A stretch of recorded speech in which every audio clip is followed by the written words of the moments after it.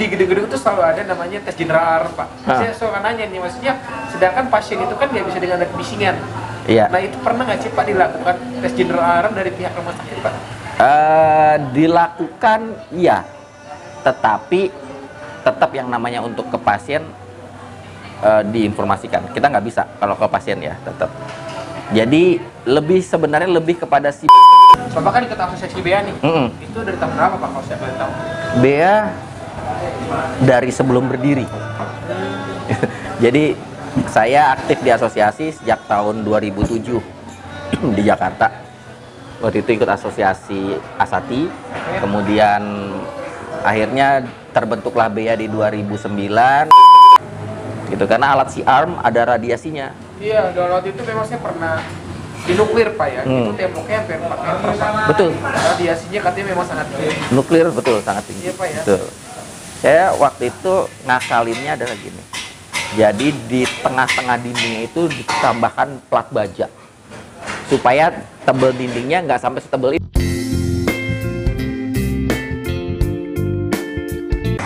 Oke teman-teman, kembali lagi di channel saya Engineer TV. Tadi kesempatan video kali ini udah lama saya nggak buat podcast. Kebetulan saya kedatangan tamu ya, teman-teman mungkin udah kenal beliau. Nah beliau ini juga udah gak asing mukanya di dunia engineer ya teman-teman ya. Nah di sini ada Pak Jimmy. Kebetulan Pak Jimmy ini ketua dari Letbank BEA Pak ya. Ya. Oke, mungkin Pak Jimmy bisa memperkenalkan diri. Kan Pak Jimmy juga terbangnya udah lama nih di dunia engineering. Dari tahun berapa sampai dengan sekarang gitu Pak Jimmy. Oke, sama salam kenal untuk teman-teman di Engineers TV ya. Jadi saya Jimmy, saya terjun di dunia engineer itu sebenarnya dari tahun 2002. Oke. 2002 saya terjun di engineer di Rumah Sakit Pertamina. Saat itu saya tugas di Rumah Sakit Pertamina. Tahun berapa Pak? Tahun 2002 masuk Rumah Sakit Pertamina. Itu saya sendiri kuliah lulus tahun 2000, tapi tahun 2000 itu saya backgroundnya orang sipil. Oh Bapak sipil? Saya orang sipil, lulus tahun 2000 di saat Indonesia baru krismon ya. Oke. Yang namanya di dunia konstruksi itu mati. Nggak ada dunia konstruksi. Saya dari tahun 2000 sampai tahun 2002 itu terlibat di dunia IT. Gitu loh. Jadi saya sempat belajar tentang IT dulu selama setahun, terus terjun di dunia IT di salah satu bank besar gitu ya. Jadi sebagai outsourcing IT-nya. Udah muter-muter banget, terus akhirnya Pertamina buka lowongan, tapi bukan sebagai tenaga konstruksi. Apa tuh? Sebagai orang maintenance. Gitu loh. Itu di RS Pertamina bukan? Di Rumah Sakit Pertamina gitu. Itu Bapak udah sebagai orang maintenance? Iya, sebagai orang maintenance. Jadi masuk ke situ langsung ngurusin maintenance gitu ya. Jadi pikir-pikir saat itu saya udah sebenarnya di dekat Blok M kan Pak ya? Betul, dekat Blok M, dekat Mestik. Saat itu bimbang. Di IT saya udah mulai naik, tapi hati kecil pendidikan saya sipil. Balik lagi ke engineer deh. Gitu. Balik lagi ke engineer walaupun di maintenance ya masih ada lah gedung yang diurus kurang lebih gitu. Akhirnya kita ya udahlah balik dah gitu loh. Balik dari situ berkecimpung ya 14 tahun lah di sana saya. Wih, lama Pak ya? Itu sampai level naik Pak? Saya sampai level kepala. Udah itu sampai chief lulus kuliah engineer Pak ya. ya, ibarat kata ya Pak ya? Lulus lah. Nah itu tahun berapa Pak? Saya tahun 2016. Oh itu lulus dari sana? Lulus dari sana 2016, terus saya dipindah ke Rumah Sakit Mayapada di sini. Oh RS Mayapada? Rumah Sakit Mayapada Lebak Bulus ini naik level lah, jadi udah satu level di bawah CEO. Gitu. Jadi bukan hanya ngurus engineering-nya aja, tapi udah ngurus facility-nya. Iya, FMS ya Pak? Ya, FMS ya, Facility Management. Nah dari situ udah, tapi nggak bertahan lama. Sayanya nggak bertahan lama. Belum lama akhirnya saya mutusin untuk belajar usaha sendiri. Oh lebih bangun PT ya Pak? Ya gitu, jadi memang karena mungkin bosen kali ya, merasa bosen 14 tahun terus. Di 14 tahun di RSPP itu saya 9 tahun udah jadi chief. Jadi dari tahun 2007 saya udah jadi chief. Di usia saya masih 30 tahun. Wow, hebat Pak ya. Jarang sih Pak, masih ada rata-rata Iya, 35, betul. 40 itu baru. Dan kalau di rumah sakit Pertamina saat itu mungkin saya salah satu yang termuda yang pernah ngejabat di level kepala.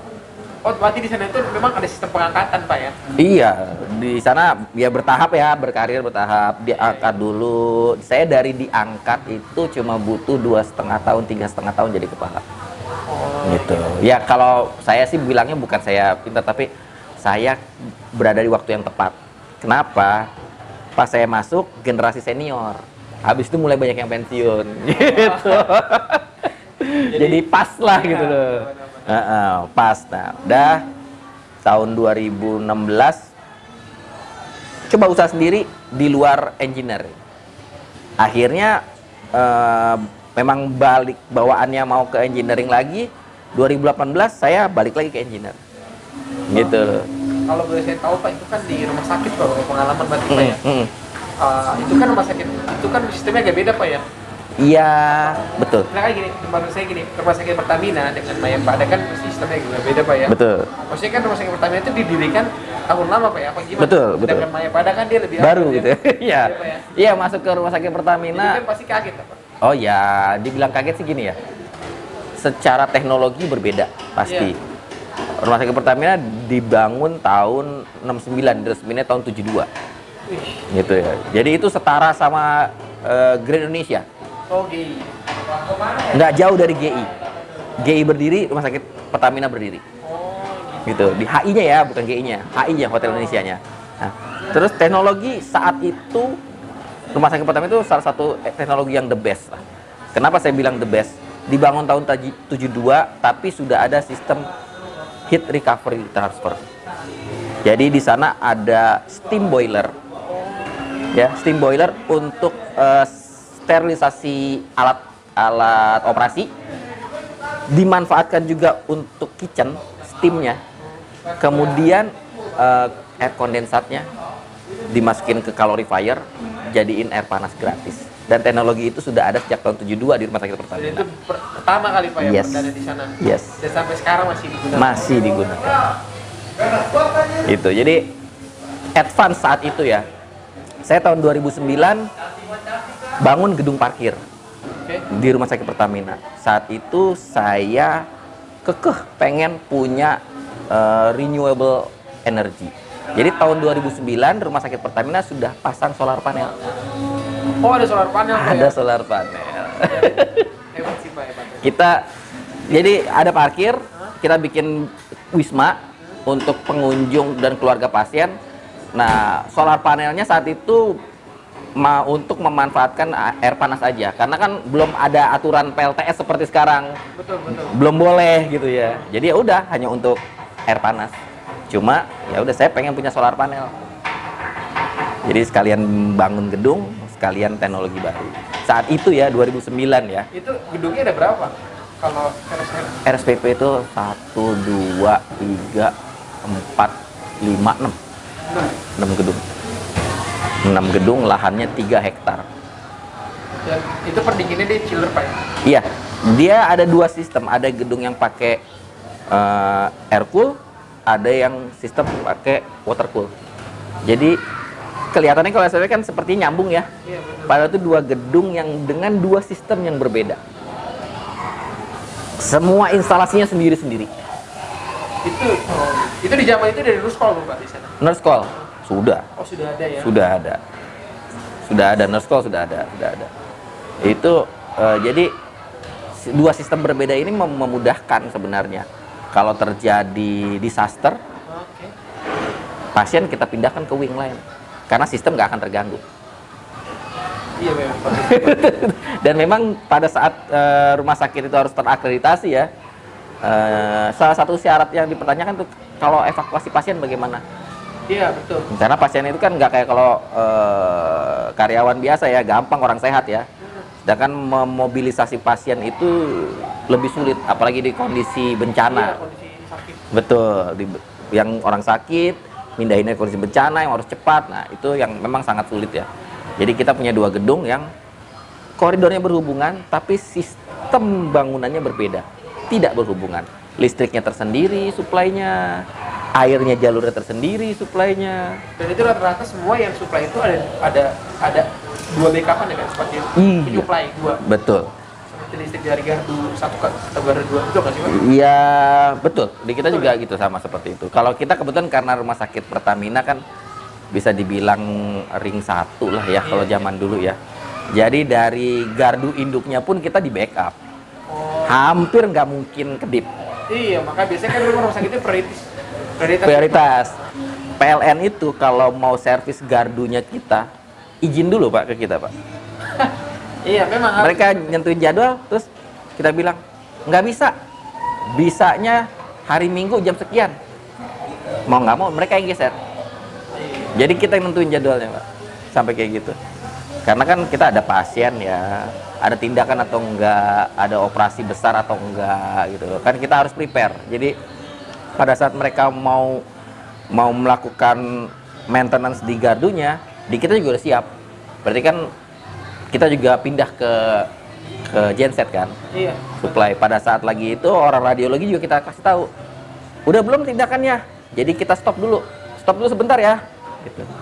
Walaupun ya secara sistem kan bisa aja ya, tapi kita ingin kenyamanan pasien kan. Betul, kenyamanan pasien. Jadi jangan sampai pasien merasa oh ada gangguan, enggak. Memang kita kondisikan gitu. Kita kondisikan stop dulu seolah lagi nunggu, over ke sistem backup, baru boleh periksa. Gitu. Itu memang ada banyak Pak ya, selain genset ada UPS juga pastinya. UPS ya ada. UPS untuk area kritis ya. Laboratorium, Laboratorium pastinya. ICU, MRI. ya MRI. Dia kalau MRI biasanya hanya lebih di softwarenya. Oh, gitu.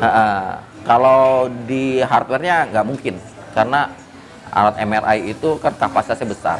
Gitu. Berarti di sana ada pada harmonik kali Pak ya, karena kan Pasti PR-nya rumah sakit itu harmonik, karena kan dia elektronik. iya elektronik Betul. kan. Itu kan juga senjata banget buat Rumah sakit. Betul. Ya memang ya gedung dengan banyak elektronik PR-nya di harmonik. di harmonik Pak ya. Pasti PR-nya di harmonik. Semua peralatan medis pasti elektronik, pasti harmonik. Nah Pak, mungkin kan Bapak udah lama nih terjun di dunia rumah sakit.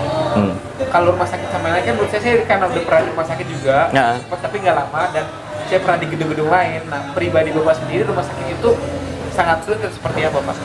Atau Melihatnya sih kalau saya bukan sulit ya, challenging. apa? Challenging, menantang, paling menantang. Menantangnya begini, kalau hotel 24 jam, Iya. tapi isinya orang sehat. Betul Pak, benar. Gitu.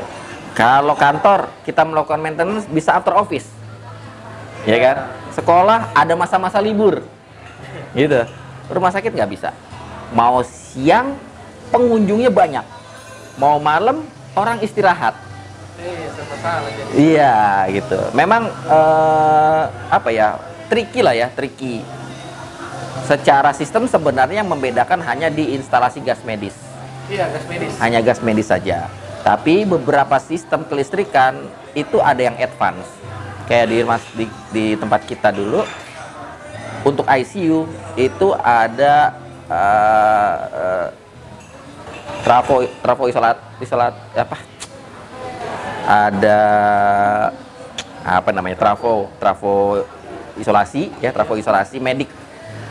Jadi dipasang di peralatan di instalasi ICU. Kalau semakin mahal kita bisa tahu bahkan titik stop kontak yang terjadi short over beban. Oh, Dan dia tidak langsung mematikan instalasi, tapi memberikan warning. ada display kali Pak, ada. Ada alarm, Ada alarm. tapi tidak mematikan sistem. Oh, seperti itu Pak. Itu luar biasa mahalnya. Dan panelnya besar banget. Terus ada instalasi yang namanya RO pasti. Iya, RRO, benar sistem RRO. Nah, RO kan ya dibutuhkan untuk cuci darah, Iya. yang dibuang mineralnya dari air itu, dari produksi air itu yang terpakai RRO hanya 40%, sisanya reject dibuang. Pak, kalau kayak air bekas operasi itu diolah lagi ke STP atau gimana sih Pak? Atau memang langsung semua air buangan itu dibuangnya ke STP. Itu rumah sakit ya? Betul. Dibuangnya ke STP, dan rumah sakit itu salah satu yang ujinya paling ketat lah kalau untuk air buangan ya. Bahkan ada yang namanya tahunan dari LH itu namanya proper, penilaian proper di rumah sakit. Tapi saya sempat bikin bisa sampai recycling. Sampai recycling kembali? Sampai recycling kembali. Walaupun untuk grey water ya. Iya. Gitu. Oh iya. Paling juga buat Siram taman, iya. Ya. Betul. Nah, terus kalau ini Pak, kan di gedung-gedung itu selalu ada namanya tes general Pak. Saya suka nanya nih, maksudnya sedangkan pasien itu kan nggak bisa dengan ada kebisingan. Iya. Nah itu pernah nggak sih Pak dilakukan tes general dari pihak rumah sakit Pak? Dilakukan iya, tetapi tetap yang namanya untuk ke pasien diinformasikan. Kita nggak bisa kalau ke pasien ya, tetap. Jadi sebenarnya lebih kepada simulasi untuk ketanggapan dari pekerja kita. Oh gitu. Tapi ada emang semua evakuasi Pak? Biasanya kita memilih lantai. Kalau rumah sakit nggak bisa kita lakukan evakuasi semua. Mau evakuasi ICU, waduh resiko terlalu besar bagi kita. Saya juga bertanya Pak, maksudnya kan kalau di gedung-gedung memang pasti hampir setahun sekali atau berapa kali selalu mereka melakukan tes general alarm Pak. Jadi mereka memastikan bahwa memang sistemnya ini masih berfungsi gitu loh.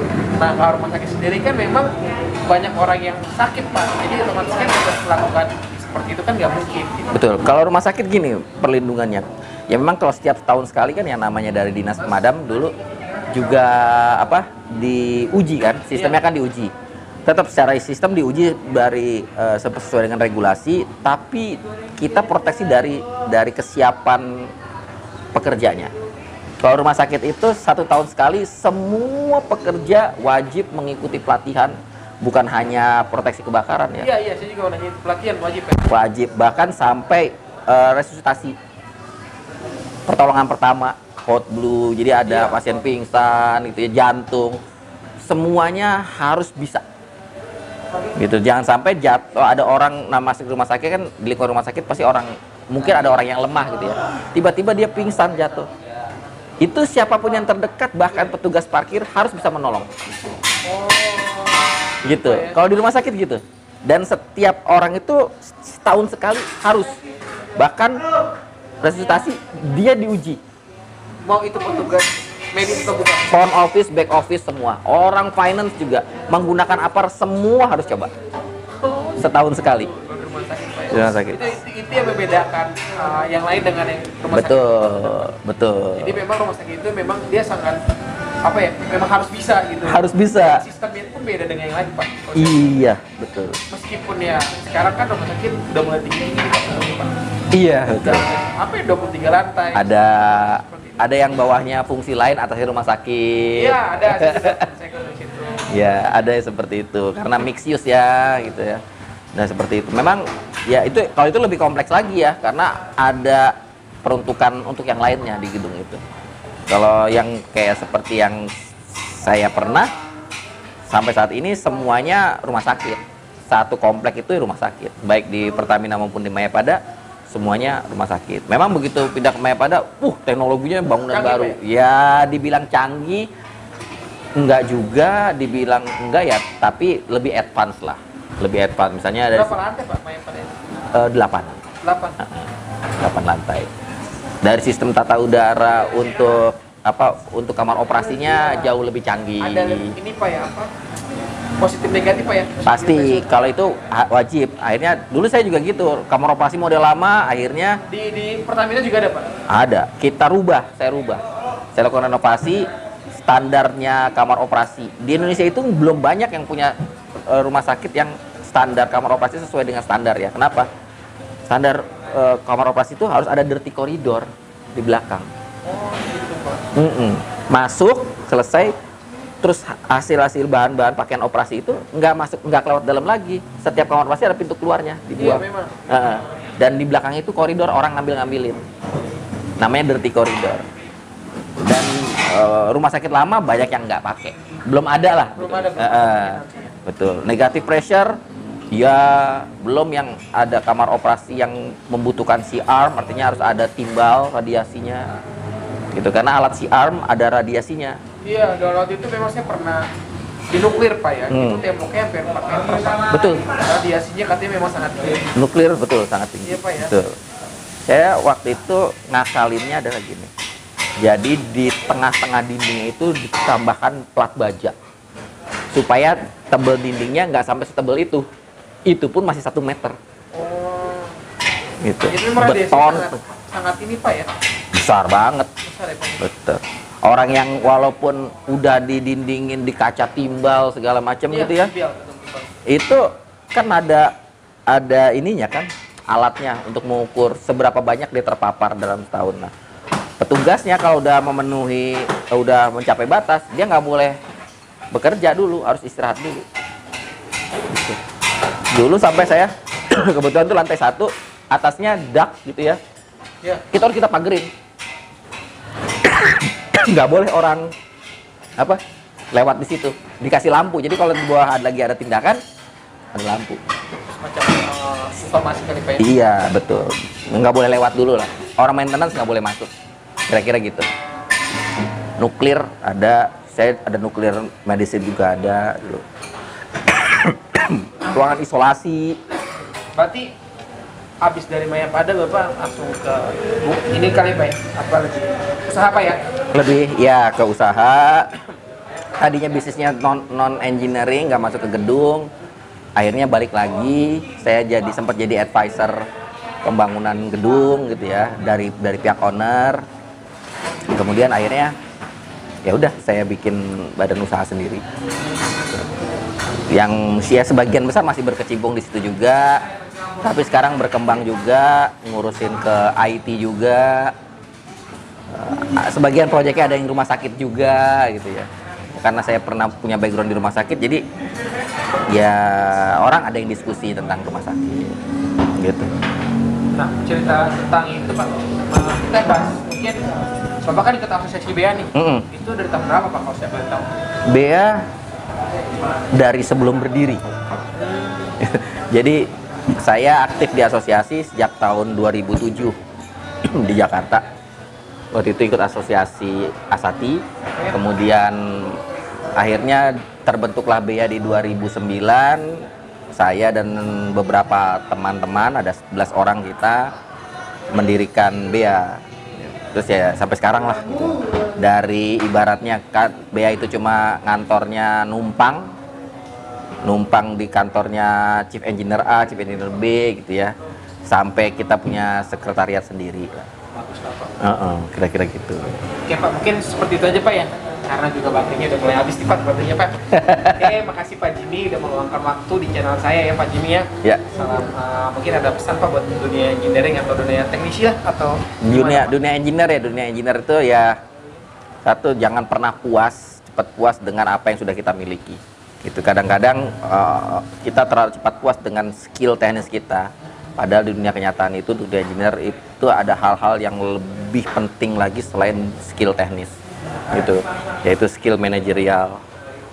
Itu yang harus dipelajari kan, manajerial. Kelemahan orang teknis adalah tidak bisa berkomunikasi dengan baik dengan orang non teknis.